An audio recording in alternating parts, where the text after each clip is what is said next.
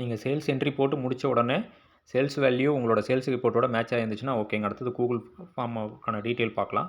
நீங்கள் ஃபார்ம் 49 இந்த violet colour button இதை கிளிக் பண்ணிங்கன்னா உங்களோட கடை number, sales date, contact number இது எல்லாமே இப்படி லைனாக வருங்க.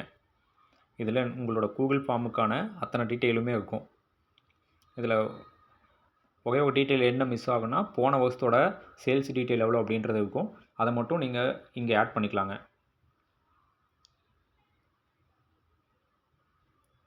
போன வருஷத்தில் சேல்ஸ் கேஸ் எவ்வளவு, இதே டேட்டில் அப்படின்றத நோட் பண்ணி வச்சுக்கலாம்.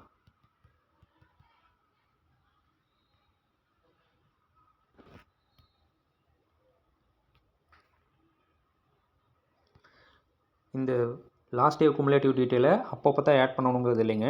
நீங்கள் 1ஆம் தேதியே இந்த மாதத்துக்கான எல்லா டீட்டெயிலும் உள்ள டேட்டில் போய் செலக்ட் பண்ணிவிட்டு போன வருஷத்தில் இதே டேட்டுக்கான சேல்ஸ் வேல்யூ எவ்வளவு, கேஸ் எவ்வளவு, பிஎஃப் கேஸ் எவ்வளவு, ஐஎம்எஃப்எல் கேஸ் எவ்வளோன்னு நீங்கள் முன்னாடியே என்ட்ரி போட்டு வச்சிட்டிங்கன்னா அந்தந்த அன்னைக்கு வரும்போது ஓப்பன் பண்ணி பார்க்கும்போது இந்த டீட்டெயிலோட சேர்ந்து வந்துடுங்க.